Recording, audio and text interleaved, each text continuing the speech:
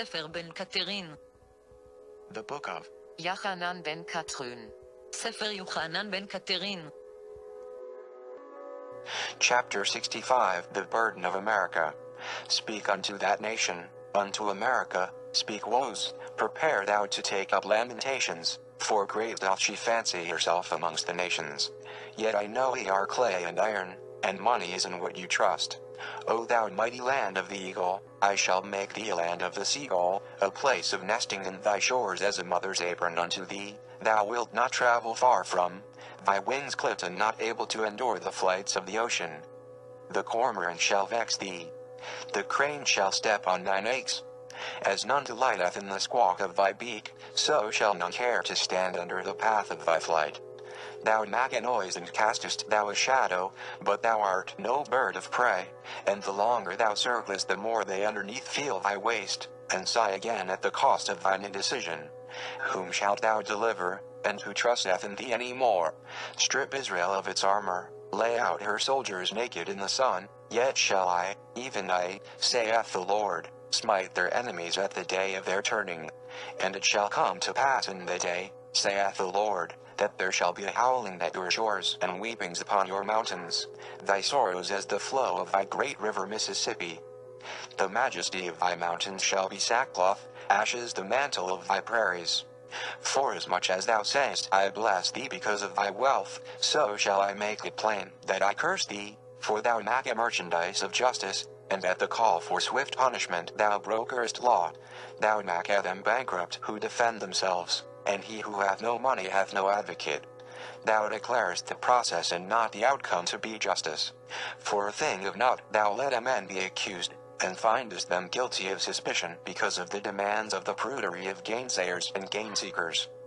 Seedy grandeur motivateth the arrogant, and for money thou wilt mull over a word to bring the innocent to book.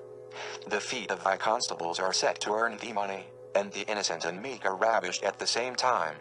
Behold, I have seen it, and I will repay according to thy measure, according to the smirk of thy hauteur. Thou art without knowledge. Canst thou elect it, O ignorant nation? Thou discernest only auctioneers to rule thee, and the oratory of the tradesman is eloquence unto thee. They stand at thy gates, thy beautiful gates wherein entereth the wealth of Cathay, the fineries of Europe, West Indies goods, the weavings of Britain, the carvings of the Latins, and the gadgets of Japan. Hear them bark, goods for all. Burn incense to enterprise. Is she not clever? Fineries, silks, gold, oil, yea, rum and sugar of the islands, the tool and the craftsman, and flesh for the lording over by success. Is not God with us? Therefore, saith the Lord, I shall send the piper, and he shall entrance thee from thy pulpit and lead thee from thy gates with a merry jig. Thou art foolish, O America. Thou shalt play them a tune and make them to follow thee. But thou knowest not where thou goest. The servant shall sit on the horse and play the pipe, and thy leaders shall hold the tail and dance. Everything ye call a conspiracy I will make a conspiracy unto you. Everyone's home shall ye make a fortress, and your neighbor shall be your tyrant. The world shall pick your wealth, for when ye try and defend yourselves, even your leaders shall pull at the horse's tail and upset your defense.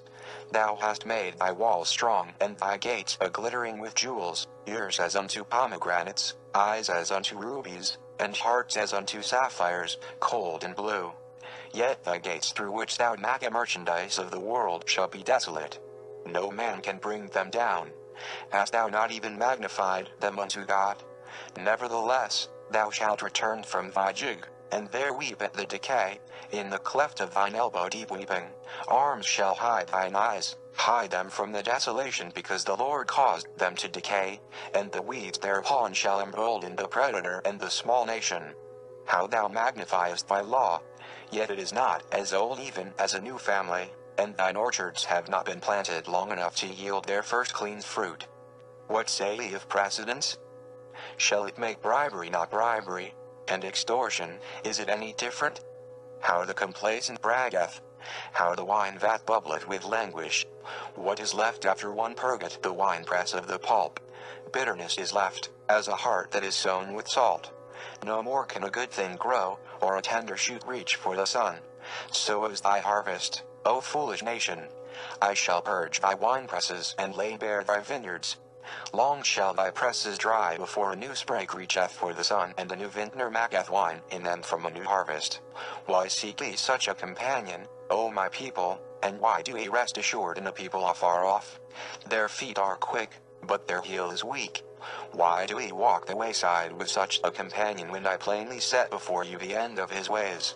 He who maketh all the ways of justice, chancery, and the law becometh dubious in dispute, that he might give weight to his spleen and its whims, even he is an abomination to my soul.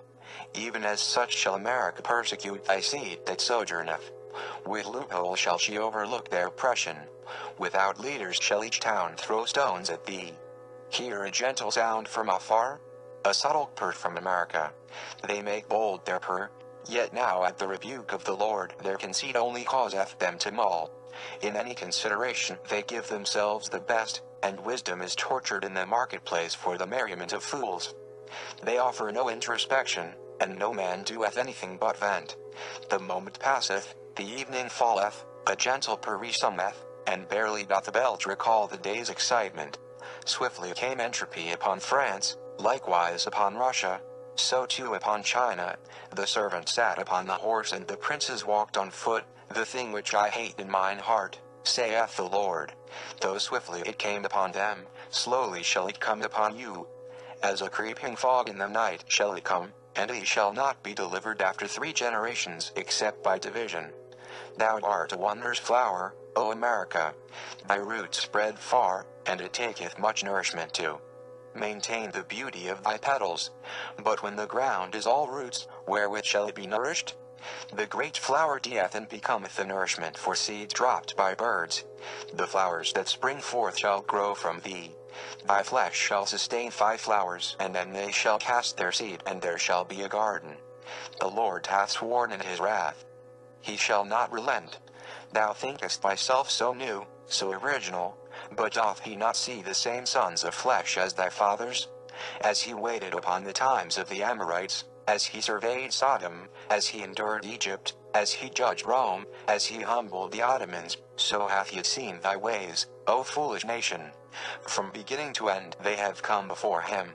He lifted up thy skirt, but thou only sayedst, I am now blind because of my lifted skirt, and see not my nakedness. Thou hast no knowledge, and thinkest that thou canst fool the Almighty? O people of glass! Thou knewest thy nakedness was revealed, thy shame seen of the world. Thou hast fooled no one but thyself. As thou wilt not hearken to thine ears, so that thine eyes may be opened, so thou canst not fathom thy end hath come before me, saith the Lord. Why art thou also so blind, O Israel? Because thou trustest not in me, proclaimeth the Lord. What victories hast thou won? How hath America removed thine enemies from thy borders all these years? They make pretty their speech, but even the nations wince at its recital. Thou hast lost land, thou hast lost faith. Thou waitest like a fat child to be served of the nations, and they have only robbed thee, and now they hate thee. The same that delivereth thee from bondage art thou then in bondage to. When they had power they did not hearken unto my spirit, but burned Japan with fire, which thing I commanded them not. I gave their secrets to others, and in fear did I give that generation life. Fear turned to foolishness, and foolishness turned to lies. For one tooth they took 10, for the lives of 1,000 took they 100,000. Behold, saith the Lord, weepings and howlings unto thee. I declare not joy, I repay according to thy ways. O the howl of the great city upon the river, and the barrenness of thy columns, for that day shall come, and thou shalt not punish the Ishmaelite,